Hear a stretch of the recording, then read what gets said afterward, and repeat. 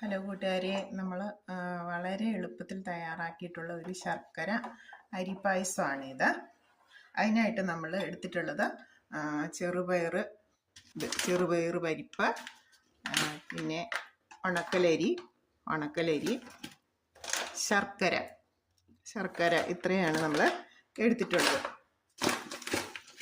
ഇതിൽ വളരെ കുറച്ച് അളവ് മാത്രമേ നമ്മൾ എടുത്തിട്ടുള്ളൂ.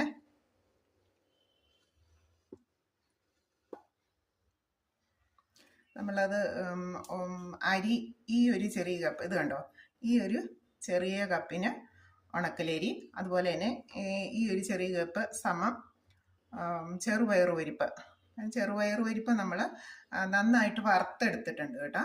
അത് നന്നായിട്ട് വാങ്ങി വറുത്തൊരു ബ്രൗൺ കളർ ആകുന്നത് വരെ നന്നായിട്ട് വറുത്തെടുത്തു. അപ്പം ഈ ചെറുപയർ പരിപ്പും അരി നമ്മൾ സമമാണ് എടുത്തിട്ടുള്ളത്. അത് നമ്മൾ നന്നായിട്ട് കഴുകി ഇതിനൊരു നമ്മൾ അളവെടുത്ത ആ പാത്രത്തിന് ഒരു 3 കപ്പ് വെള്ളവും കൂടി ഒഴിച്ച് നമ്മൾ കുക്കറിൽ വെച്ച് നന്നായിട്ട് വേവിച്ചു എന്ന് പറഞ്ഞാൽ 2 വിസിലടുപ്പിച്ചുള്ളൂ.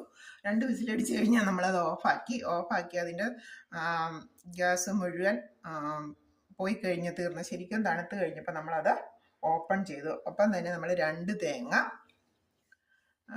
ചിരണ്ടി, സാമാന്യം വലിപ്പമുള്ള 2 തേങ്ങ ചിരണ്ടി അതിൻ്റെ പാല് പിഴിഞ്ഞെടുത്തു. അപ്പം ഒന്നാമത്തെ പാല്, തനിപ്പാൽ നമ്മൾ വേറെ വെച്ചു. പിന്നെ 2ഉം 3ഉം പാല് നമ്മൾ ഒരുമിച്ച് ഒരു പാത്രത്തിലേക്ക് പിഴിഞ്ഞെടുത്തു. അതോടൊപ്പം തന്നെ ഒരു 100 ഗ്രാം ശർക്കര. അപ്പം നമ്മൾ അരിയും പരിപ്പും കൂടെ കൂടിയിട്ട് നമ്മൾ 100 ഗ്രാമേ എടുത്തിട്ടുള്ളൂ. അപ്പം 100 ഗ്രാം ശർക്കര നമ്മൾ പാനിയാക്കി. അപ്പം ഇങ്ങനെ പാനിയാക്കി ആ ശർക്കര പാനിയും തേങ്ങാപ്പാലും 2ഉം 3ഉം തേങ്ങാപ്പാൽ, ശർക്കരപ്പാനി 2ഉം 3ഉം തേങ്ങാപ്പാൽ എന്നിവ നമ്മൾ പായസം വെക്കാൻ ഉദ്ദേശിക്കുന്ന പാത്രത്തിലേക്ക് നന്നായിട്ട് ഒഴിച്ചു. അല്പം നെയ്യ് പുരട്ടിയിട്ട് നമ്മൾ ഒഴിച്ചു കഴിഞ്ഞതിന് ശേഷം പതുക്കെ അതൊന്ന് ചൂടായി വന്നപ്പോഴേക്കും നമ്മൾ കുക്കറിൽ വേവിച്ച് വെച്ചിട്ടുള്ള അരിയും പരിപ്പും കൂടെ ചേർത്ത് നമ്മൾ ആ പാലിലേക്ക് നമ്മൾ ഇട്ടു.